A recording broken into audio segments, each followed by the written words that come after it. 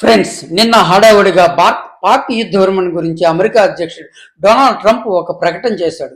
దాని సారాంశం పాక్ ఇరు దేశాలు యుద్ధ విరమణకు ఒప్పుకున్నాయని, తన మధ్యవర్తిత్వం ఫలించినందుకు చాలా హ్యాపీగా ఉందని, సాయంకాలం 5 గంటల నుండి ఇది అమల్లోకి వస్తుందని చెప్పాడు. అయితే నిన్న రాత్రి పాకిస్తాన్ మరలా మన దేశం మీద దాడి చేసింది.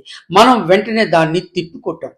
కొన్ని అంశాలు మనం చాలా జాగ్రత్తగా గమనిస్తే అసలు ట్రంప్ పెద్దన్న పాత్ర వెనుక ఎంత భయంకరమైన కుట్ర దాగి ఉందో మనకు అర్థమవుతుంది. మొదటిది, ప్రపంచంలో ఎక్కడ యుద్ధం జరిగినా బాగుపడేది అమెరికా మాత్రమే. ఎందుకంటే వాళ్ళ వ్యాపారమే ఆయుధ వ్యాపారం. అవి అమ్ముకొని ఆర్థికంగా బాగుపడతారు. ఇప్పుడు భారత్ పాక్ వార్లో అమెరికా పాక్ సప్లై చేసిన వార్ వెపన్స్ మొత్తం ఫెయిల్ అయ్యాయి.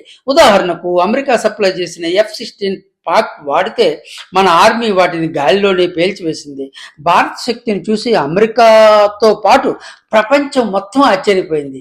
F-16 ఇంత ఘోరంగా ఫెయిల్ అవుతుందని అమెరికా కూడా అస్సలు అనుకోలేదు. ఇప్పుడు ప్రపంచంలో ఏ దేశం అమెరికా నుండి యుద్ధ విమానాలు కొనడానికి ముందుకు రావు. అమెరికాకు ఆర్థికంగా ఇది చాలా నష్టం.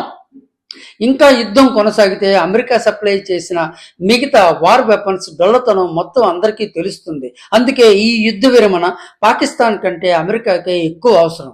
రెండవది, పాక్ దగ్గర అణ్వాయుధాలు ఉన్నా అవి ప్రయోగించడానికి ఎయిర్ ఫోర్స్ లేదు, శాటిలైట్స్ లేవు.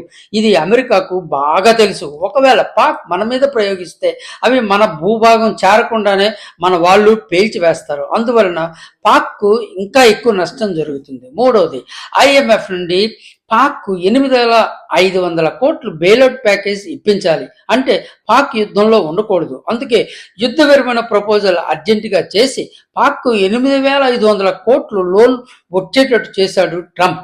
ఇక కాశ్మీర్ విషయంలో మీడియేట్ చేయడానికి ట్రంప్ చాలా ట్రై చేస్తున్నాడు. ఇది చాలా డేంజర్. సిమ్లా ఒప్పందం ప్రకారం ఈ విషయం పాక్ భారత్ మధ్య సెటిల్ చేసుకోవాలి. ఇందులో ఇంకా ఎవరూ రాకూడదు. అమెరికా అసలు రాకూడదు. ఇది ఇక వార్లో మన ఆర్మీ, వాయు, నేవీ బలగాలు చాలా బలంగా ఉన్నాయి. పాక్ చిత్తుగా ఓడిపోవటం ఖాయం. పాక్ను రక్షించే ప్రయత్నమే ఈ సీజ్ ఫైర్ ఒప్పందం.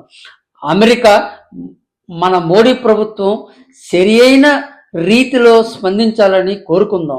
మనకు యుద్ధం వద్దు, కానీ పాక్ లాంటి ఉగ్రవాద దేశానికి బుద్ధి చెప్పడం చాలా అవసరం. చూద్దాం రేపు మీటింగ్లో ఏమవుతుందో. జై భరత్ మాత. Friends, please subscribe our channel Venkadu creations and share with your friends. Thank you all.